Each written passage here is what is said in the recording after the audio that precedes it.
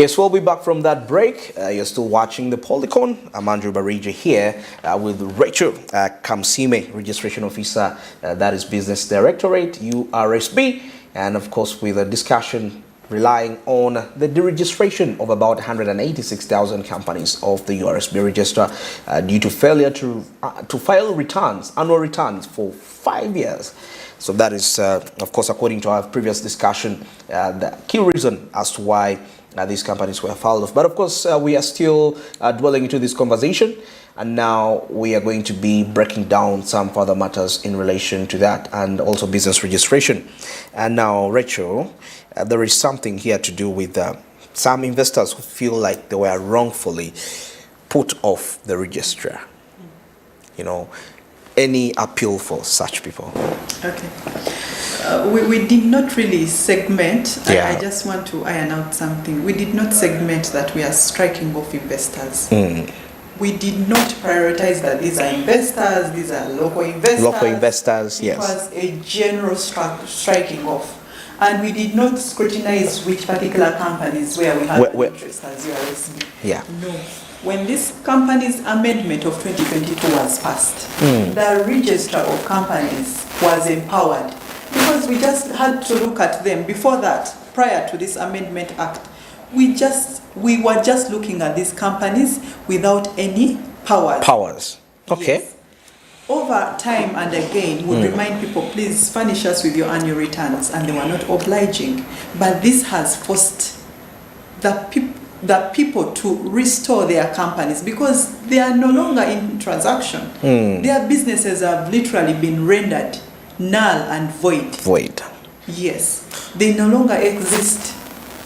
They are literally dead. Okay. So for the investor who is out there and you've fallen victim of this striking off, please, you still have hope. We still have a resurrection department in URSB. The resurrection department. Yes. To resurrect that particular business into action. And it's very easy. Just an application of letter of 20,000 shillings, and you furnish us with the receipts of the payment of those particular years we owe you. You owe us, sorry. And thereafter we shall restore your company back to the register. Well, you mentioned something there about the 5 years, what they owe, the returns they owe. In case somebody really, just like you made a statement and said that you go to Uganda Revenue Authority, tell them, but I've not made a profit this month, please kindly pardon me. Is there also room for that for 5 years? Because that's quite a lot of money for some. Unfortunately, we have no other remedy rather than for you to file. Because if you are not in business, before that, people used to walk in and they're like, please, my business has not been it has transacting for a period of 3 years because of COVID. We all saw what the world went through during COVID. So we'll tell them, you know what, you have a grace period. File your resolutions, file your Form 18 for the address. But within this period, come and furnish us with your annual returns. So here you have no redemption. There is no redemption at all. Not even the years of COVID. No, not even the years of COVID. The only way we can reinstate, we can revive that particular company is for you to file and pay all those years you owe us. Wow. Now that brings me back to this aspect of the enforcement and economic implications. How are we balancing it here?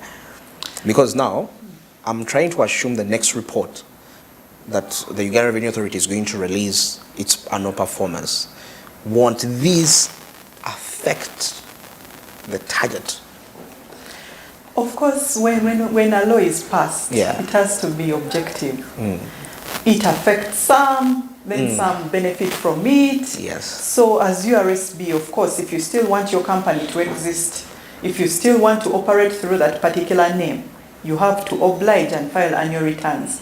But on the other hand, actually some people do not know that even the incorporated companies, for all these years, we have companies of 1986, we have companies of 1960 on our register. Okay. And some of their shareholders have even long demised. They do not know that the administrators do not know that these people had companies. Oh my goodness. So we are just cleaning our register For URA, of course, sometimes the targets will not be met, but sometimes the government does something so that it can put its register right. Okay. It can organize its records. You know, government has been known for the bad. And right now, it's trying to fix its image. So whatever the cost, they are trying to fix the image, even as URSB. That is why the cabinet sat through the engagement of stakeholders. Even the president assented to it, no matter what. Yes, so that we can keep our register clean. Have a clean register which is confident, which will raise investor confidence, because if an investor came in from China or from the US and looked at a register which has companies of 1960s, yes, and they've not filed their annual returns, so this will give them confidence. Okay. Yes, in investing in a country which has a clean register. Now, if we can now base this back to, the local, because now if we were to look at investor confidence from the micro perspective, for the people that really want to are planning to register businesses out there, or any entrepreneur that is planning to, have a business. Of course, they shouldn't be afraid. For a small business, of course, you're not mandated to pay annual returns, to file annual returns. That is for a small business startup, which pays 24,000 at registration. That one is not mandated. After registering, the obligation now lies with URSB, maybe to make sure that all these businesses are intact. We have the information where somebody can come and make a search. But if it's a company that has said that it is a legal entity that can exist, that can sue or be sued, that can own property, obliged, because it is a bigger company and therefore more requirements and more benefits. So when you've taken the opportunity of registering the company, know the challenges that are embedded in registering a company, and know the benefits on the other hand. Yes. So I will not say that there are challenges. These are just requirements. Imagine annually you're supposed to pay 50,000. 50,000. 50,000. Actually, it's not a lot. 50,000 every year for you to file annual returns and notify the registry of companies that this is the status quo of my company. Okay. Yes. Now, I know some business holders are thinking, because for so long, there has been a discussion, most especially to intellectual property. Now, I was interacting with some person and was telling me, so how is this an issue now? Yet we still battling with issues with copyright and intellectual property, and something which they believe the URSB has really a strong hand. Why can't we also enforce such? Because some people, because when you have ownership over what you do, it's one guarantee for you to be rich, to make money off that, because no one can duplicate it. If they do, they have to pay you. But it's not yet established. And we would love to see these cases happen. Like we've seen cases abroad where companies are suing this over, this is my idea, this is my intellectual property. Why is it so hard for that to be implemented, and it's hard to put off companies of the registry? Of course, people look at it in different perspectives, but right now, URSB has a mandate also to protect creations of the mind. Creations of the mind. Right now, we are having several engagements with copyright owners. Okay. Several engagements with copyright owners on how they can benefit on their copyrights. Several musicians, I think you've seen our stakeholder meetings. Yes. Led by this gentleman, Ragadi. Yes. We've had several of them. Yeah. Go to downtown. We have an enforcement team which is arresting people for piracy. Piracy. Yes. Several books have been burnt. They've been set ablaze because they've been pirated. We have these CDs which have been arrested. People are pirating other people's music. We hijack all those products and we take them somewhere. We have seen our enforcement team go downtown and get all those sacks of posho because somebody is leveraging on another person's trademark, producing poor quality maize, riding on somebody's reputation and brand. we've arrested, we've sophisticated, we've confiscated all those products and taken them somewhere to a dumping ground and banned them. So we are doing something. We are not silent. Okay. Yes. I think that is a key to encourage people to register. Now, maybe something else also. Apart from just banning their what they have copied, are they liable to any fine or some sort of for breaching the copyright law? Yes. Right now, of course, our copyright law does not provide. Of course, with the copyright, you're supposed to sue somebody who is infringing on your copyright. It happens in Uganda, actually. Okay. People have been compensated. Yes, you can go to the courts of law. Okay. You have a right to sue somebody who is infringing on your right. And it is being enforced in Uganda. I know people sometimes do not want to take the initiative to learn about these things, but our copyright law is still very strong. Okay. That is why we are in collaboration with the RIPO, the regional, our regional offices in Zimbabwe. Zimbabwe. Yes, we are working in cooperation. We are in collaboration, so that all these measurements, all these enforcement mechanisms are put into place, and people have really benefited. Okay. Those who know their rights, but do not sit back and cry foul. Come to URSB and we shall guide you on the subsequent steps to you can benefit from your creations of the mind, because you toil day and night. To bring these ideas to birth, to fruition. Very true. So you have to benefit from these ideas. Okay. Yeah, like that is true. I mean, copyright, but of course you have to be registered for you to, benefit from the copyright perspective. So that's why it's very key and important, because when you have your product copyrighted or anything you do copyrighted, you stand high chances of actually leveraging on that, because you have the backup of the URSB at the end of the day. Now, if we do ask, since the incorporation of URSB, since you started to run your services, because you said you were basing on companies that have not filed returns for 5 years and above, 5 years and above. Yes. But I believe even in 2020, we had companies that hadn't filed for returns 5 years and above. Incorporated in 2020? No, I'm saying, like in 2020, we had companies which were already running, registered by URSB, but not filing returns. So an investor could be thinking, why are they deciding right now? Of course, our driving force, once again, is the company's amendment of 2022. We cannot act outside the law. Oh, these new amendments, yes, is embedded in the law. That is why even if you took us to court and sued URSB, we have a benchmark of the law. Okay. We are not benchmarking on any country, but it is the law that is empowering us right now to strike off those companies. So that is why we did not do that striking off in 2022, because it wasn't yet 2021 or 2022 or 2020 or 2019, because the law hadn't come into force. Okay. But when it came into force, we had to adhere and do what the law says. Very interesting. Very, very, very interesting. Now, if we can take a look at something here.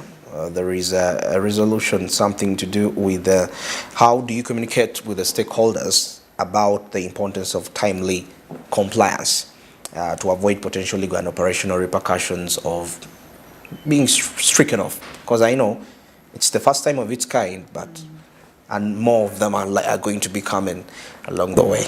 Okay. First of all, our website is live and active. And above all, URSB has taken the initiative of sensitizing the public. Yeah. Time and again. Even right now, we're sensitizing. Yes, you've invited us here to make talk shows. We've gone to radios, emphasizing people about post-incorporation requirements. You must file annual returns. Time and again, we go to the rural areas and emphasize. Exactly. We normally have stakeholder engagements. Where the public invites us to make a statement on what to do next after incorporation. So we have done our best as URSB, and I told you we are having a new program called mass registration. On Mass top of registration. encouraging them to formalize. We shall tell them the other requirements after registration, because it's not like a carrot and stick where we are hiding. No. Yeah. We tell you to your face after incorporation, these are the requirements that URSB needs from you as a company owner, as a company shareholder. So we've taken out initiatives right now. That is why when you called us, we're delighted, we are excited, and we look forward to these conversations time and again, so that the public will not be caught off guard. Off guard. Yes. Well, before we get into another break, could you share us examples of how our proactive compliance measures have contributed to a healthier business ecosystem? Of course, compliance measures have really contributed to a more friendly ecosystem, because when you organize your books of accounts, when you organize your register, when you oblige, you will have a clean register. For example, when some directors have died, you come to our register and furnish us with the new directors. When you're changing a company secretary, you inform us. When one of the shareholders dies, you come to our register and notify us accordingly. Because people are doing with sham companies. There are so many sham companies. People are scamming each other. Online businesses. And you do not have where to get that particular person. You have no trace. So with URSB, we are giving you a friendly environment, a transparent environment, an accountable environment, where you can go and make a search and know the exact entity you're dealing with. Okay. Yes. Now, you've mentioned something of online businesses. Maybe that thing is very crucial for now. Since you said you're also upgrading your services to digital, I think, I don't know how far you've gone in terms of tracking such, because I believe majority of Ugandans have lost money as a result of that. And as URSB, how are you tracking down those online, in quotes, online businesses they transact?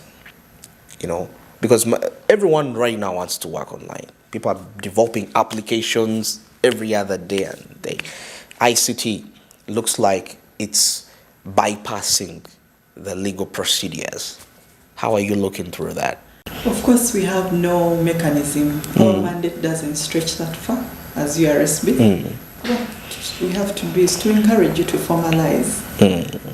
We are not, our mandate does not stretch to enforcing and bringing, make sure that you do not operate online. No. We are a very friendly organization.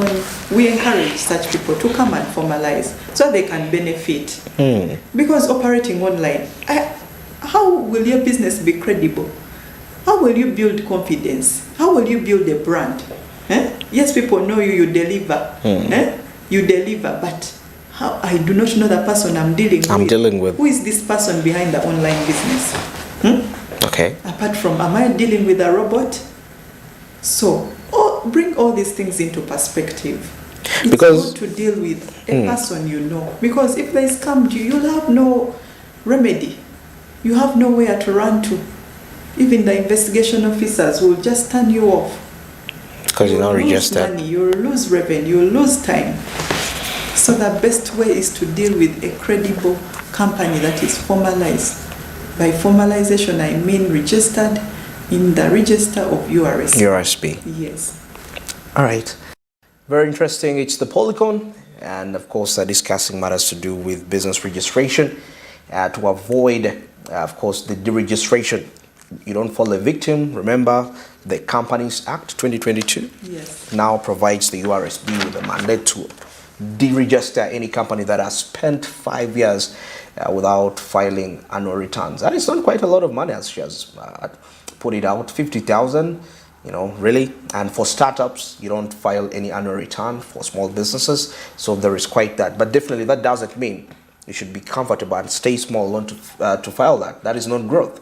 You need to challenge yourself to grow to quite greater heights. Well, now we're going to get into a break. And of course, as we return, heading into the final Of course, minutes of the show shall be dwelling much more to explore URSB. What are other services besides what is happening? So that, I don't want you to be looking at URSB as a beast or something that is coming. It's coming to make you uncomfortable. Not really. There are quite other services that we're going to be taking a look at. But above all, go back and register your companies. Register the companies, and those that were put off the registrar, you definitely know what you need to do by the end of this discussion for you to get back to the registry. Let's get into this break, and we shall be returning to wrap this up.